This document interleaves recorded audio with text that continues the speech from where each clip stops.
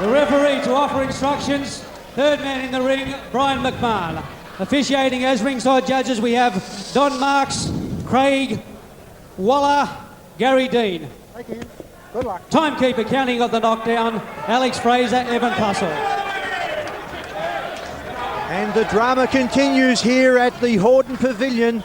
The time for talking is over as we await the bell for the first round in the Oriental Pacific Boxing Federation as we look at referee Mr. Brian McMahon. How's it going to start, Barry? I reckon Paul Briggs is going to walk up and try to throw the bombs early, I would think. Is Kelly going to stand and prove that he's good enough to go with him? Good question, Angelo. It's going to be very interesting to see how this first round unfolds. I think Glen will have the Nikes on tonight. He'll be running, he'll be moved. He won't want to stand in front of a man who has scored 13 knockouts in 16 victories. No, Brad, pretty good advice. I think he'd probably, Glen, you know, just coming off the loss to Roy Jones, would probably want to have a good look around, I would reckon. Just step up in class too. Glen Kelly's no muggy. He's a good fighter, and Paul will want to be a bit wary he doesn't disrespect him. Exactly, he could run into one. This morning I went and had a look at one of the finest gymnasiums that I have ever seen, the gymnasium of Jeff Fennick, and had a chat to Jeff Fennick, and I asked him what he thought about Glen Kelly, and he thinks that Paul Briggs will win the fight, considering that he trained Glen Kelly for his last 3 fights. Okay. He's having a good look here, Briggs. He's giving him plenty of respect. He is, he sure is. At first there was a little bit of disrespect coming from Paul Briggs. He couldn't understand why Glen Kelly. It's taken 22 months for this fight to happen. November in the year 2000 was when Paul Briggs, after defeating Adrian Bellin for the Australian Championship, called out Glen Kelly. Kelly had other things on his mind. He was prepared to go and try to fight the great Roy Jones Jr. I'm going to give you a tip here, Brad, that Kelly's hands are too far out from his face, and as soon as Briggsy puts a combination on him, Kelly's going to run, not going to know where to go. Both boys pensive, both boys ever so careful. Big left hook by Paul Briggs, just missed the mark, but that right hand is the one that worries me, Angelo and Barry. I think that it's a very fast right hand by Glen Kelly. Was a very fast right hand. He has got some power. Yep. And a good left lead of his own. Moving well in the early minutes, Glen Kelly. You look at the tail of the tape, though, their statistics are identical. They are. You look at Glen Kelly, he looks the bigger man, doesn't he? He's got an awesome physique.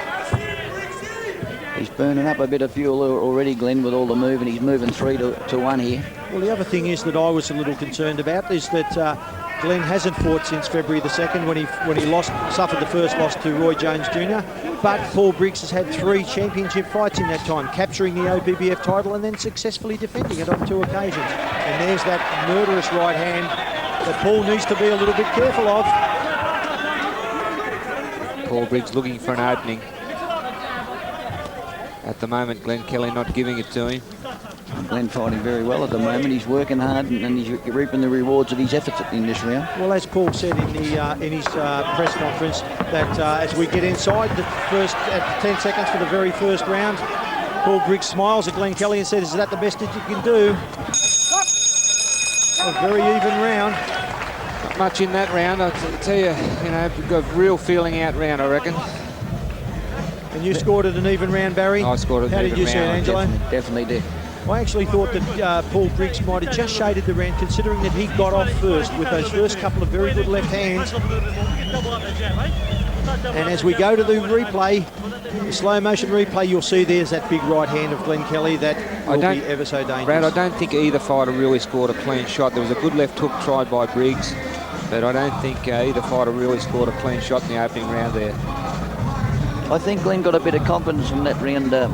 I think so, Angelo, yeah. I think he backed him up, and that's something I never thought he did. And he's seen there that if he's prepared to throw him and back himself, that Briggs is only human. And exactly, I mean, he's only human, yep. The atmosphere here at the Hordern Pavilion is just electric. You can cut it with a knife. There is a big crowd here now. Oh, it's a tremendous crowd, and a job well done for promoter Mario Maiolo as we're into the second round. Paul Briggs looking for that opening. Very relaxed here, Paul Briggs. Just not forcing it yet, not even cutting off, just following it. That was a good walk. You missed that, Andrew, as you went to talk to me. He lunged with the right hand, but the spray flew off Glen Kelly's head. It was a glancing blow. Glen Kelly looking pretty nervous at the moment. Also ringside is the OPBF President and WBC Ratings Chairman, Mr. Frank Quill, who's flown up from Melbourne. I had a meeting with Frank last night, and he advised me that the winner of this fight will definitely go into the WBC top 10, most likely around number 8. There's the first attacking move by Paul Briggs. So we're talking a lot more than just the OPBF Light Heavyweight Championship belt. Something we lack here in Australia is the head movement and the balking and that looseness of the American fighters. Yeah. This will be a very good fight once both fighters sort of settle down and get into a rhythm. I've always said that the fighter who gets off first and who settles down first is the fighter most likely to win the fight. Good left jab there from Glen Kelly. Starting to loosen up a little bit. Very relaxed fighter, Glen Kelly. Paul Briggs stalking, still looking for the big opening. There's something Paul Briggs hasn't yet overcome, and that is the good straight left jab from his kickboxing days. He's got every other punch in the book. That jab still gets through a bit too early. Oh, there's a beautiful right hand by Briggs. Briggs landed a lovely short strikes. Glen Kelly, the pace is frenetic inside there. Briggs chasing after. Here's the move. Yeah, he's hurt, don't worry. He's knocked Kelly out of the ring. He was hurt, Big Kelly. right hand and left hook by Paul Hurricane Briggs. The referee has ruled it a slip. He hasn't ruled it a knockdown. No, I think that's fair enough too, because he was actually out of the ring when he got nailed, but he was hurt before it. He was hit with the right hand. He has no real comfortable defence, Glen Kelly, what I pointed out to you early, under pressure. Yeah, no, he's under a lot of pressure at the moment. He's in a bit of trouble here in round 2. As Glen Kelly slips to the canvas. Paul Briggs. Looking very confident, Brad, Paul Briggs. Is he overconfident? He could run into one, yeah. There's that big right hand from Glen Kelly. Yeah, it's good to see Kelly punch back. That's the best defence, having a go. Absolutely. Briggs looking, stalking. Stalking, big right hand by Briggs, left hook by Briggs again. He's got Glen Kelly in trouble as he asserts his authority over the former world title challenger. No defence. Kelly's in a lot of trouble in there. He only knows how to hole, unfortunately. Kelly's just trying to grab hold of Briggs now. He's trying to grab hold of him and frustrate him. Briggs turned to the southpaw stance for a moment there. A big round for Paul Briggs. I'll tell you what, you'd go close to scoring a 10-8 because there was no offence back really from Glen Kelly. I scored it a 10-9 round, and that was a very good round for a very confident-looking Paul Briggs. Kelly looks all right in the corner, though. He told his trainer he was all right. He looks clear. I like when they talk back to you. You know, they're thinking. Andrew, I don't think he was badly shaken, but I mean, he did feel the power of Briggs, but I don't think he also caught one really cleanly. He was, going backwards. He almost went out the ring there. As we go to the replay, let's see if we can get it. There's that left hook that certainly hurt Glen Kelly as Kelly claims he's Paul Briggs, and Briggs immediately after him with a splashing right hand just missed the mark. Kelly outside the ring. That actually could have been deemed as a knockdown. That little left hook that hit him there. What do you think, Barry? If you look at that, you've got to think that when Briggs does get onto him, he's going to be in a lot of trouble. Yeah, the defence is pretty poor there. You think that his experience that he could cover up a little bit better than that.